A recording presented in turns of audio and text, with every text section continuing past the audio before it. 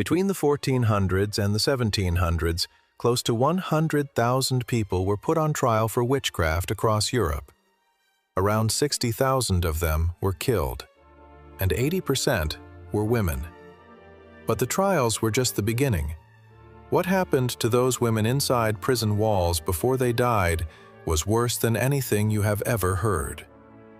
These are 25 torture methods used on women in prisons that have never been covered before. Let's start with number 25, the coffin cage. In medieval Europe, a woman convicted of blasphemy was locked inside a human-shaped iron cage called a gibbet. The cage was custom-built to fit her exact body, so tight that the metal pressed into her skin from every angle. Then the cage was hoisted 15 to 20 feet in the air on a wooden pole in the middle of town.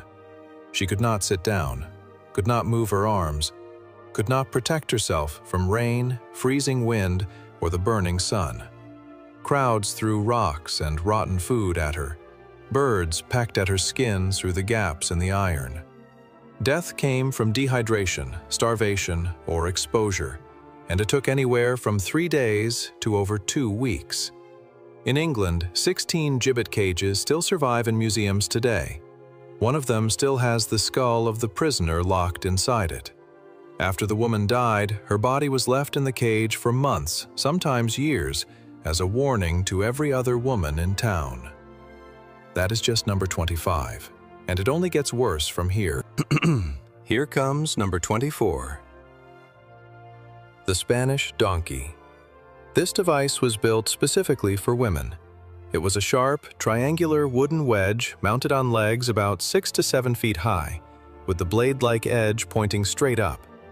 The woman was stripped, her hands were tied behind her back, and she was forced to straddle the sharp ridge. Her entire body weight pressed down between her legs. Then, weights were tied to her ankles to push her down harder. Some versions had metal spikes along the top edge. The Jesuits brought this device to Canada in 1646. Records from that year show one man was ruptured after just hours on it.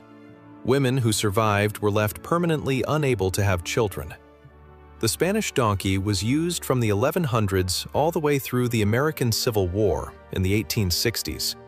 George Washington himself approved its use against a soldier in 1775, though only for 15 minutes.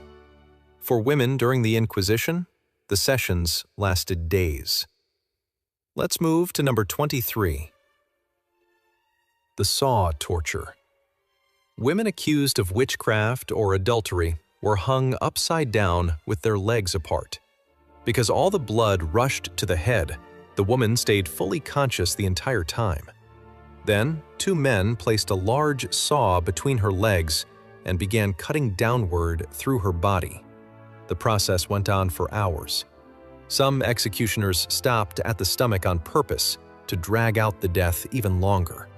The woman could feel every single cut because the blood pooling in her brain kept her awake far longer than normal. In the Würzburg witch trials alone, which ran from 1626 to 1631, around 900 people were executed. Many of the women went through this exact method before their deaths. Across all of Europe, nearly 100,000 people faced witchcraft trials. And in regions like Germany, the conviction rate was over 90%. Once a woman was accused, she was already dead. Here comes number 22. Rat torture. A live rat was placed on a woman's bare stomach. A metal bucket was placed over the rat, trapping it against her skin. Then, fire was lit on top of the bucket. As the metal heated up, the panicking rat did the only thing it could. It started chewing and digging straight down through the woman's body to escape. The rat tore through skin, muscle, and organs, while the woman was fully tied down and could not move. She felt every single second. Guards would sometimes let the woman hear the rat scratching inside the bucket for several minutes before lighting the fire, letting the fear build to a breaking point before the real torture even started. This method was used across medieval Europe and reappeared during political purges for centuries. Let's talk about number 21. The Judas Cradle. A tall, pyramid-shaped seat with a razor-sharp point at the top. The woman was stripped, lifted by ropes, and slowly lowered onto the point. Her own body weight pushed her down, and the sharp tip slowly went deeper and deeper. The torturers controlled the speed. Sometimes they lifted her up and dropped her back down to increase the damage. The Spanish Inquisition used this regularly. Internal injuries were almost always fatal, but death could take up to 3 days. The victim was kept awake through the entire process. In the German city of Eichstätt, 300 suspected witches were executed between 1617 and 1631, and over 90% of them were women. Here comes number 20. The Heretic's Fork. A small metal device with 2 sharp prongs on each end. One end stabbed under the chin, the other stabbed into the chest. A leather strap held it in place around the neck. If the woman lowered her head even a tiny bit, the prongs dug into her throat. If she tried to speak, they went deeper into her chin. She could not sleep, could not eat, could not close her mouth. The word abjuro was often engraved on the device, meaning, "I recant." The only way to make it stop was to confess to whatever they accused her of. Women wore this for days, until the sleep deprivation alone drove them into hallucinations and madness. Research shows the human body begins to break down after just 72 hours without sleep.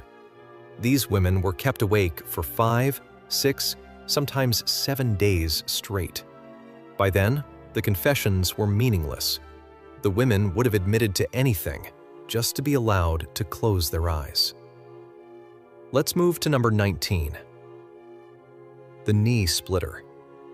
2 blocks of wood studded with sharp metal spikes placed on either side of a woman's knee. A crank squeezed the blocks together. The spikes punched through skin on both sides at the same time.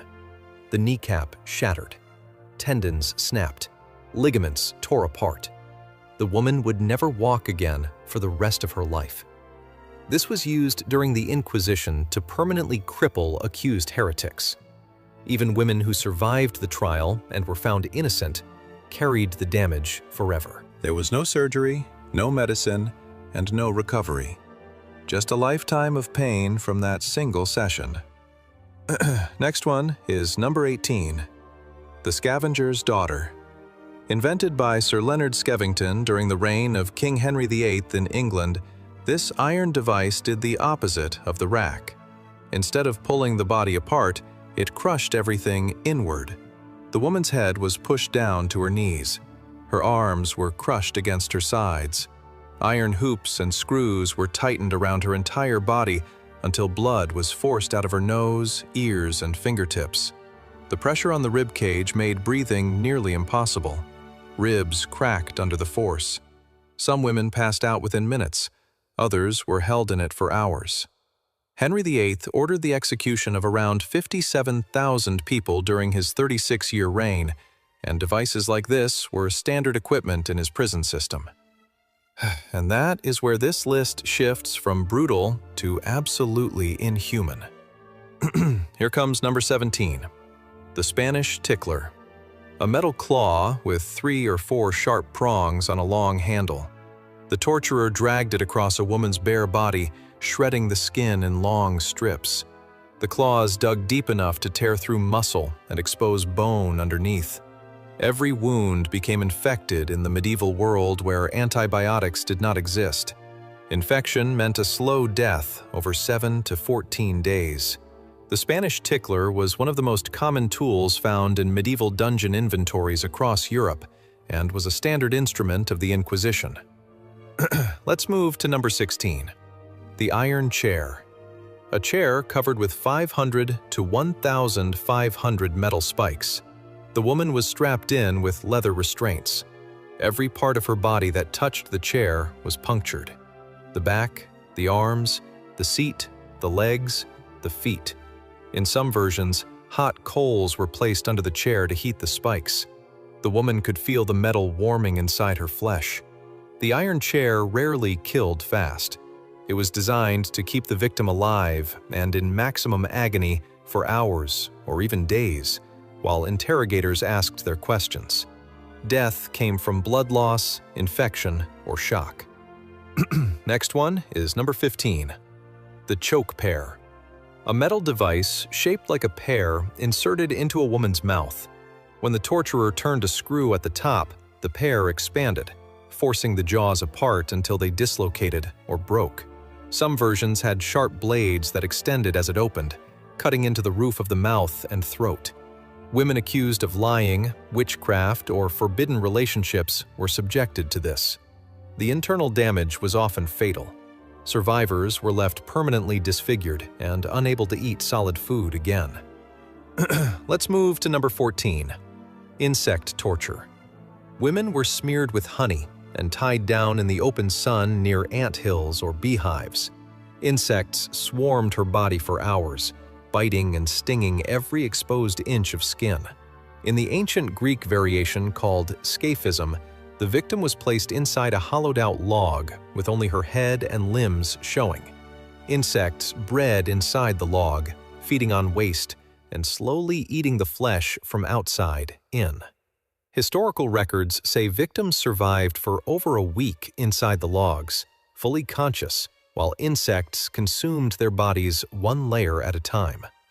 If you have made it this far, you need to subscribe right now. We cover the stories from history that nobody else will touch. And what comes next on this list is even darker. Next one is, here comes number 13, the breast ripper. An iron tool with 4 heated claws used from the 1300s to the 1700s. It was designed exclusively for women. The device was heated until it glowed red, pressed against the body, and ripped away. Women accused of adultery, pregnancy outside marriage, or what the church called erotic white magic were the primary targets. A wall-mounted version called the iron spider was also used, where the woman was pulled away and her own body weight did the tearing. Records from ancient Rome show that Saint Agatha of Sicily suffered this exact torture before her execution. The damage was immediate and usually fatal within hours. Let's talk about number 12, the Chinese Yu punishment. In Imperial China, a punishment called Yu involved amputating both feet as a sentence for over 500 different crimes, including stealing and cheating. A 3,000-year-old female skeleton was found with both feet surgically removed, but the rest of her body in good health, confirming this practice was real